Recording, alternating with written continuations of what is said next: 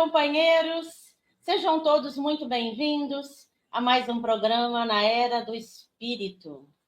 Hoje, com o tema Criatividade e Pensamento Crítico, que o nosso irmão Marcos Demário vai fazer para a gente. Olá, Marcos, seja muito bem-vindo, tudo bem?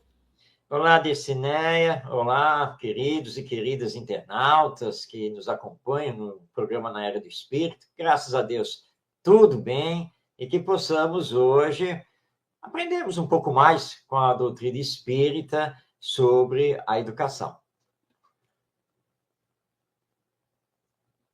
Exatamente. Muito importante, né? A gente ir aprendendo sobre essa educação do espírito e no espírito. E aí, meu irmão, para a gente iniciar, eu convido você e todos os nossos irmãos internautas, né, a nos colocarmos numa posição confortável para a gente aí serenar os nossos pensamentos e os nossos sentimentos e agradecer pela oportunidade que temos de refletirmos mais uma vez por ensinamentos tão importantes, tão gratificantes, que vão a cada dia nos tornar melhores, vão nos enriquecer nesse entendimento da doutrina, do nosso entendimento enquanto espírito.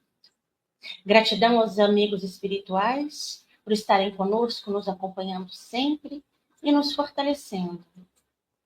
Pedimos a essa espiritualidade benfeitora e mentora deste momento que o nosso irmão Marcos Demário seja envolvido para nos passar essa reflexão que nos preparou com tanto carinho e com tanta clareza.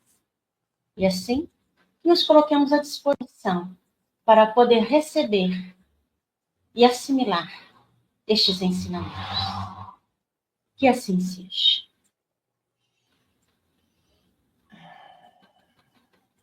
Bom, Marcos, a palavra é sua. Fique à vontade. Muito obrigado, Dircineia. Vamos, então, hoje conversar um pouco sobre a questão da criatividade do ser humano e também o pensamento crítico. Até aproximadamente a década de 1980, no campo da educação, considerava-se que tanto a criança quanto o jovem deveriam sempre ouvir os mais velhos, aprender com os mais velhos e adequar o seu pensamento à cultura vigente. Recordo aqui os meus tempos de bancos escolares. Eu estudei em escola pública na capital de São Paulo e, naquela época, eu, primeiramente, quando fiz o antigo curso primário, que hoje corresponde, na verdade, ao primeiro segmento do ensino fundamental, eu ainda peguei aquelas carteiras duplas, aquelas carteiras de madeira, que eram escuras, onde nós sentávamos de 2 em 2. E ai de você se abrisse a boca durante a aula, porque aula significava o professor ou a professora ensinando e os alunos aprendendo aquilo que era ensinado pelo professor. No caso lá do curso primário, normalmente sempre professora. Então você não questionava aqueles ensinos, você não fazia perguntas, e se fizesse, normalmente você ia para o castigo, porque interrompeu a aula. Bom, depois nós tivemos uma dinâmica um pouco diferente, aí pegamos já as mudanças da Lei de Diretrizes e Bases da Educação Nacional e adentramos para o segundo segmento do ensino fundamental atual. Então, ali já foi mais dinâmico, mesmo assim, continuávamos sendo os alunos que tinham que se esforçar para aprender aquilo que os professores ensinavam. E só paulatinamente é que nós conseguimos elaborar o próprio pensamento, que, na verdade, nunca deixamos de elaborar, porque ninguém deixa de pensar. mas a questão era conseguir manifestar o próprio pensamento, as próprias ideias, os questionamentos íntimos. E havia uma dificuldade muito grande, porque considerava-se que isso só podia acontecer a partir do momento de que você se tornava um jovem a partir dos seus 18 anos, em que civilmente você tinha a emancipação e adentrava ao mundo adulto. Até então, enquanto na infância e na adolescência, você não tinha o direito de pensar por si mesmo. Isso acontecia não apenas na escola, mas também na família. Não estamos aqui dizendo que isso era geral em todas as escolas e em todas as famílias, mas era a cultura então vigente. Acontece que o Espiritismo, que surgiu em 1857, portanto, na metade do século XIX, quando o Livro dos Espíritos foi lançado, assinado por Allan Kardec e trazendo os ensinos dos Espíritos, o Espiritismo sempre proclamou a liberdade de pensamento, a liberdade de se utilizar a razão, o pensamento crítico. Por isso, o Espiritismo é libertador das consciências. Acontece que a educação também é, ou pelo menos deveria ser. A educação deveria ser libertadora da consciência, permitindo tanto o pensamento crítico quanto as manifestações da criatividade do espírito.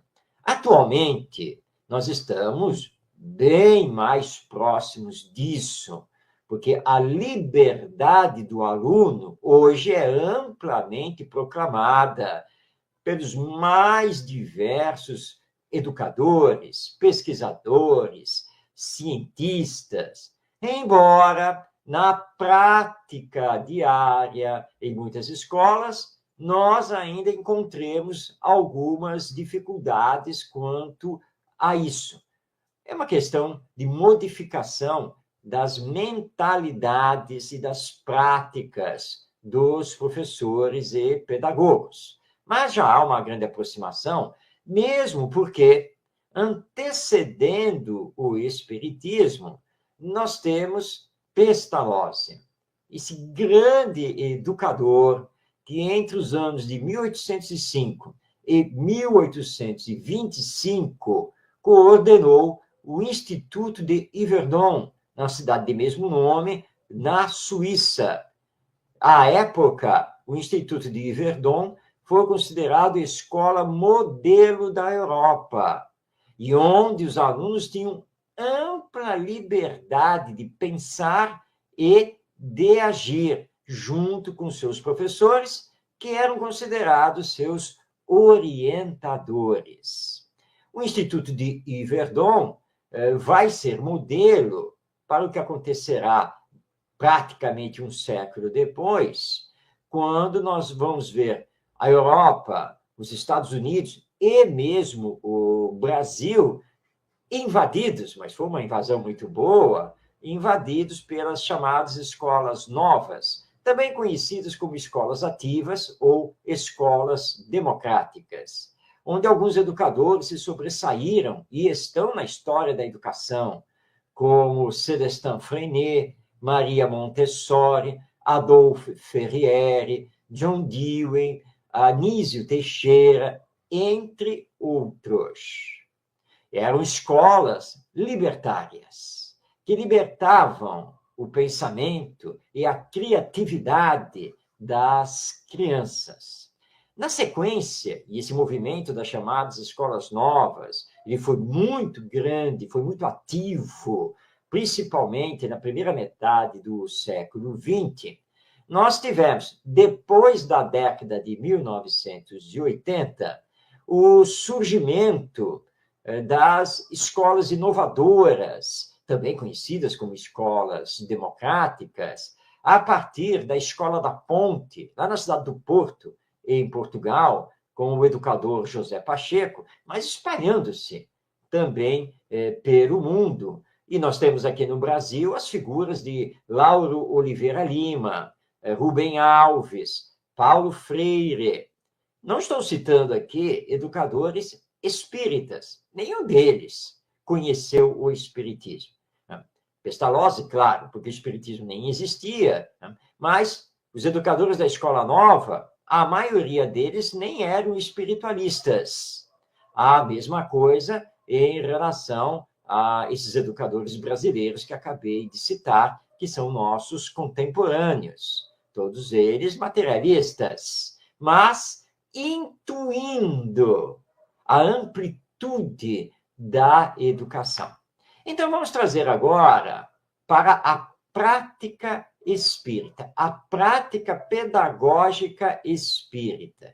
Essa prática pedagógica, ela está inserida, ou pelo menos deveria estar inserida, no serviço de evangelização que os centros espíritas mantêm. E nesse serviço de evangelização, que na verdade é um serviço educacional, então nós poderíamos perfeitamente chamar de serviço de educação espírita, nós precisamos trabalhar tanto a criatividade quanto o pensamento crítico. Porque a criança, o adolescente que estão conosco são espíritos imortais reencarnados. Como são reencarnados, quer dizer que já tiveram outras existências. Como tiveram outras existências, isso também quer dizer que desenvolveram a sua inteligência, o seu sentimento, os seus conhecimentos, tiveram as mais diversas experiências vivenciais, e tudo isso está na bagagem do espírito. Então, na educação, nós temos que deixar um pouco de lado o ensinar para sermos educadores que orientamos, que estimulamos, que mostramos os caminhos, mas permitimos que a caminhada seja feita pelos nossos educandos, por eles. Do mesmo jeito como queremos ter a nossa liberdade de ação. Essa liberdade de ação tem que ser trabalhada no campo educacional, através do espiritismo, para compreendermos que se temos liberdade, e de fato temos, essa liberdade não é plena, porque ela é regida pela lei divina. E como somos seres de interação, ou seja, vivemos com os outros, a nossa liberdade tem o limite da liberdade do outro. A nossa liberdade tem o limite do direito do outro. Nós precisamos aprender essa demarcação para fazermos ao outro somente o que desejamos que o outro nos faça, como nos ensinou Jesus. Não sendo assim, nós teremos muitos problemas, como, aliás, temos tido na convivência humana, que deveria ser uma convivência fraternal, solidária, cooperativa. E tudo isso nós aprendemos com o Espiritismo. E uma vivência ética, com base na honestidade, no cumprimento das nossas responsabilidades e dos nossos deveres. E podemos trazer aqui para a nossa reflexão Paulo de Tarso, esse apóstolo do Evangelho no primeiro século do cristianismo, quando magistralmente ele nos lembrou que, se em princípio tudo nos é lícito, utilizando o livre-arbítrio, a nossa liberdade, nem tudo nos convém. E nem tudo convém também aos outros, porque não vivemos isolados. Então, vamos utilizar o bom senso, a razão, o discernimento. E aí a educação precisa trabalhar o desenvolvimento do nosso senso moral, porque a inteligência precisa andar de braços dados com a moral, com o sentimento. Como nós andamos separando uma coisa da outra, temos tido a alma fria, meio insensível, egoísta. E o Espiritismo faz uma proposta de união da inteligência com o sentimento, do desenvolvimento cognitivo, intelectual, com o desenvolvimento moral. Mas isso não vai acontecer se não permitirmos que a criança pense por si mesma, que ela questione, pergunte, queira aprender, mostre suas tendências. Então, isso é trabalhar o pensamento crítico. Mas, junto com o pensamento crítico, precisamos trabalhar a criatividade. Para isso, nada melhor do que utilizar as artes. Vamos dar um exemplo aqui dentro das artes plásticas: o desenho e a pintura. Então, nós vamos solicitar às nossas crianças que façam um desenho livre sobre a natureza. A criança resolve iniciar desenhando e pintando uma árvore. E você se aproxima para ver o trabalho dela. E vê que ela está lá pintando a árvore, os galhos, as folhas.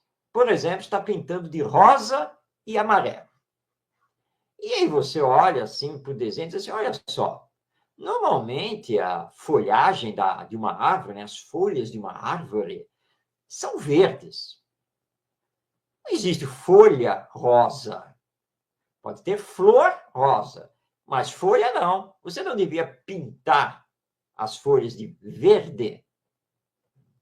Mas a criança quer pintar de rosa. Então, nós temos que deixá-la porque é a sua criatividade, é a sua imaginação, é o seu imaginário sendo colocado para fora.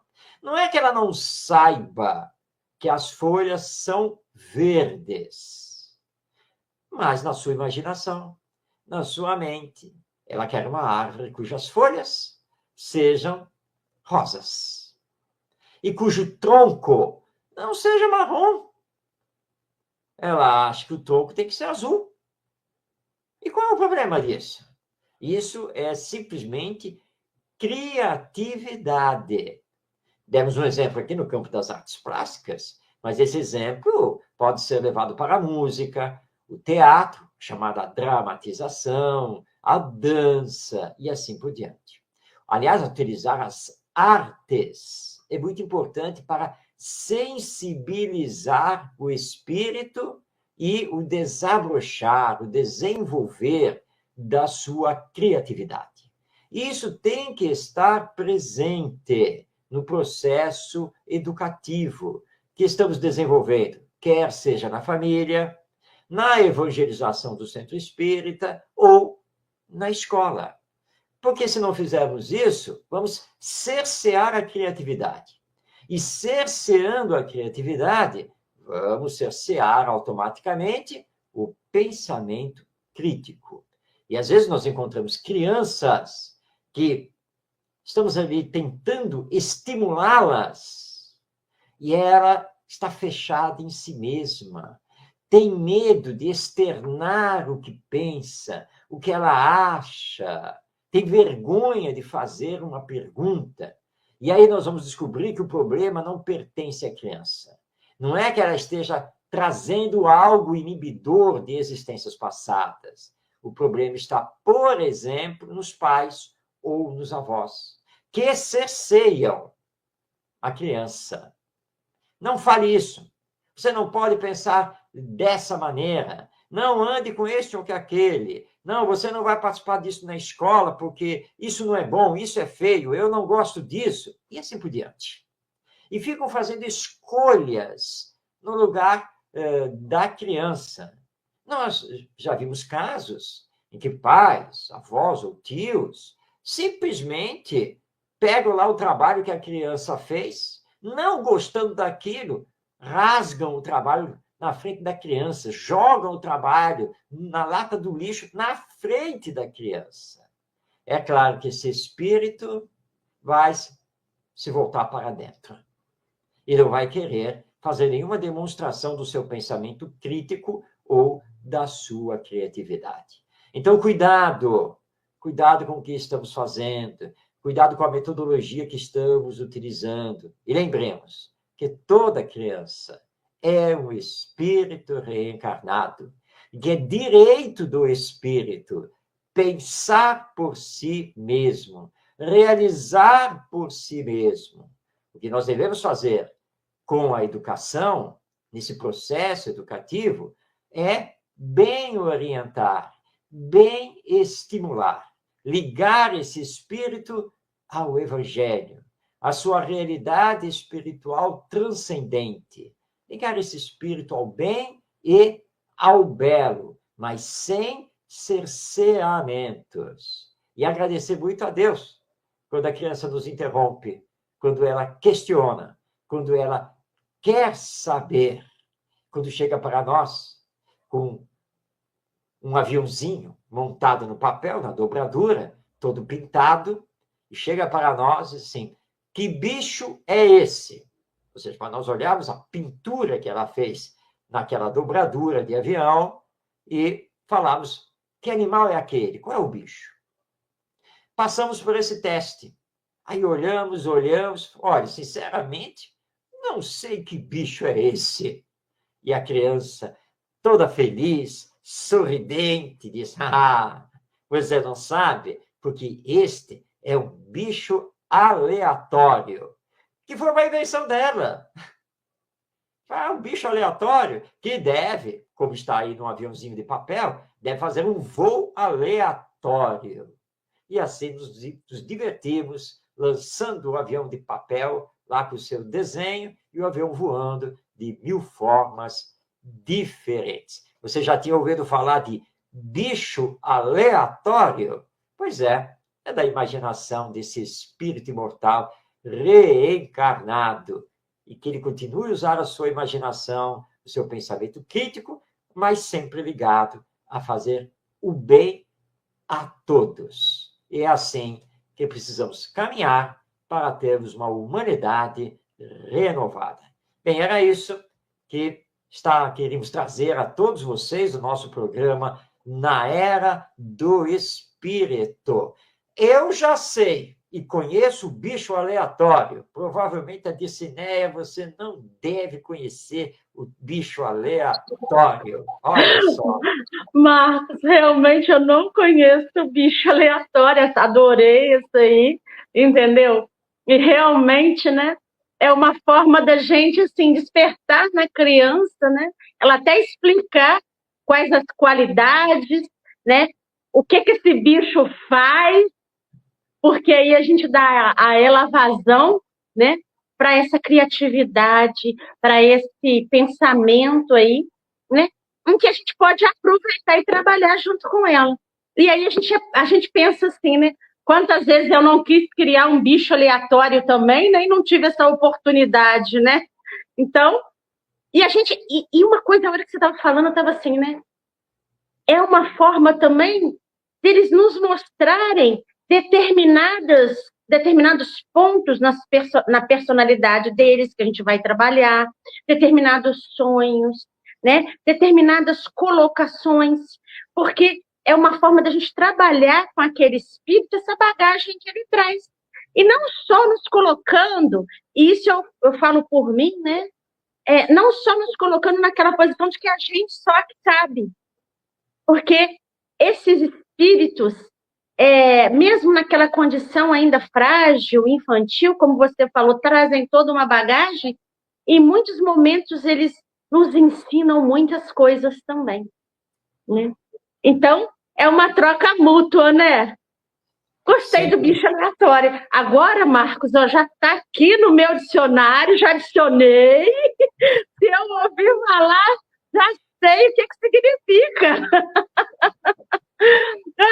Muito obrigada, Marcos, muito bom. E agora eu tenho certeza que vocês também, meus amigos, sabem o que é um bicho aleatório. Assim como uma flor aleatória, né? Um avião, o voo do avião também, né? Então, que a gente possa, como nosso irmão aqui disse tão bem, né? Que a gente possa aproveitar tudo isso e não inibir, mas aproveitar para a gente aprender juntos, né? Para que a gente possa trabalhar juntos com essas crianças, com esses os nossos filhos, os nossos educandos, os nossos evangelizandos, para que a gente possa trabalhar tudo isso. Meu irmão, muito obrigada. Receba mais uma vez o nosso abraço carinhoso. É sempre muito bom te ouvir, aprender com você. A todos vocês, meus queridos irmãos que estão conosco, também o nosso muito obrigado pela participação, né? Por estarem aqui conosco, sempre enriquecendo esse momento. E a gente faz aí o convite para que vocês sempre estejam conosco, né? Nos nossos programas, né? No nosso programa aí na Era do Espírito.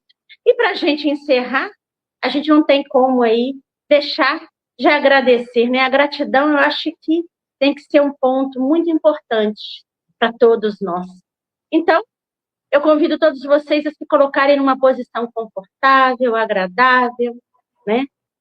Em que a gente agradece por esse momento, por essa reflexão, que a gente agradece aí pelas oportunidades que temos de termos conosco esses espíritos que vêm na fase infantil, a quem nós temos acesso, para que a gente possa se enriquecer com eles, colaborar com eles, não só no crescimento dos pequeninos, mas no nosso. A essa espiritualidade que nos envolve, o nosso muito obrigado. Ao nosso irmão, que veio nos trazer esses ensinamentos e esse olhar de amor, a nossa gratidão. E ao nosso Pai, que sabemos que nos ama incondicionalmente, que nos faz importantes em cada momento, em cada caminhada, o nosso eterno amor, a nossa eterna adoração. E a todos a nossa gratidão por estarmos juntos, compartilhando sempre. Que esses sentimentos que nos surgem nesse momento, benéficos e salutares, envolvam todos os corações do orbe terrestre, sejam encarnados e desencarnados. Gratidão, que assim seja. Então, mais uma vez, o nosso abraço ao nosso querido irmão Marcos, né? Receba aí toda a nossa gratidão, leve aí para o seu lar, para a sua família, né? E a vocês, os nossos irmãos queridos, aguardando todos para o nosso programa na Era do Espírito. Fiquemos todos em paz e com Deus. Tchau, tchau para vocês.